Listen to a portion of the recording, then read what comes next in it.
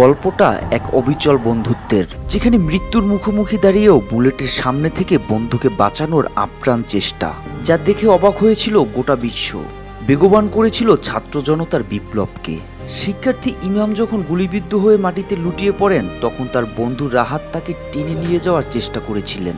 ঘাতক পুলিশ কর্মকর্তার ছোড়া গুলি একের পর এক এসে আঘাত করছে, কিন্তু এতেও পিছপা হননি রাহাত। বন্ধুকে এক মুহূর্তের জন্যও ছেড়ে যাননি। যতক্ষণ ইমাম জীবিত ছিলেন, রাহাত তার পাশে থেকে উদ্ধারের চেষ্টা করেছেন। নিজের জীবনকে তোয়াক্কা না করে বন্ধুত্বের এই অসীম সাহসিকতা ও ভালোবাসা ছাত্র জনতার আন্দোলনের ইতিহাসে স্বর্ণাক্ষরে লেখা থাকবে।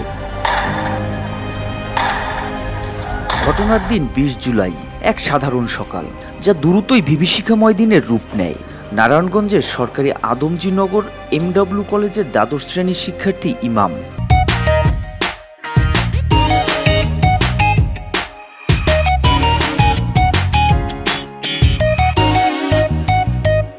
ছিলেন বৈষম্য বিরোধী ছাত্র আন্দোলনের কর্মী। সেদিন তার মা পারভিন আক্তারের হাতে বানানো দুটি রুটি আর সবজি খেয়ে যাত্রাবাড়ির কাজলা ফুটওভার ব্রিজের পাশে বন্ধুদের সঙ্গে চা খেতে বের হন। হঠাৎই পুলিশের একটি দল এসে তাদের উপর আক্রমণ চালায়। যাত্রাবাড়ি থানার সাবেক ওসি তদন্ত জাকির হোসেন ইমামকে লক্ষ্য করে সরাসরি গুলি চালান। ইমামের বন্ধু রাহাত তখন তাকে টেনে নিয়ে যাওয়ার চেষ্টা করেন, কিন্তু পুলিশের গুলি থামেনি। রাহাতও গুলিবিদ্ধ হন।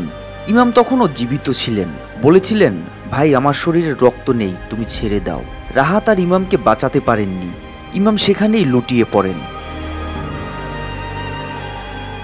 এই ঘটনার ভিডিও ফেসবুকে ভাইরাল হয় এবং অ্যামনেস্টি ইন্টারন্যাশনাল ফুটেজের সত্যতা নিশ্চিত করেন।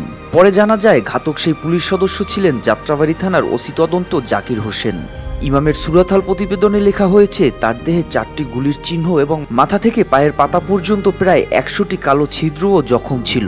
পরে ময়নাতদন্তে উঠে আসে তার উপর নির্মমভাবে গুলি চালানোর লোমহর্ষক চিত্র। ইমামের বন্ধু রাহাত, যিনি সেদিন তাকে বাঁচানোর চেষ্টা করেছিলেন, এখনো সোজা হয়ে হাঁটতে পারেন না। তিনি বলেন, বন্ধুকে বাঁচাতে না পারার আক্ষেপ আমার সারা জীবন থাকবে। সেদিনের ঘটনা তার মনে গভীর দাগ কেটেছে, যা কখনো মুছে যাওয়ার নয়।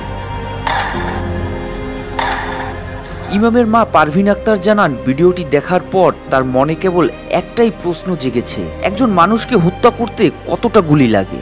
আমার ছেলে তো চোর বা সন্ত্রাস ছিল না, যে গুলি করেছে তার একটুও মায়া লাগেনি। ইমামের বড় ভাই রবিউল আউয়াল জানান, ঘটনার পর সেই পুলিশ কর্মকর্তা তাদের বাবাকে ফোন করে বিভিন্ন তথ্য জানতে চান। পুলিশের ঊর্ধ্বতন কর্মকর্তারা সমবেদনা জানালেও কোনো আইনি পরামর্শ দেননি। ইমামের দাদা ছিলেন পুলিশে, চাচা ছিলেন সেনাবাহিনীতে, আর ইমামও একদিন পুলিশ হতে চেয়েছিল। এই মর্মান্তিক ঘটনার পর বৈষম্য বিরোধী ছাত্র আন্দোলন আরও তীব্রতর হয়। আন্দোলনের সমন্বয়কারীরা এক দফা ঘোষণা করেন। গণভবন দখলের মাধ্যমে এই আন্দোলনের পূর্ণতা পায়।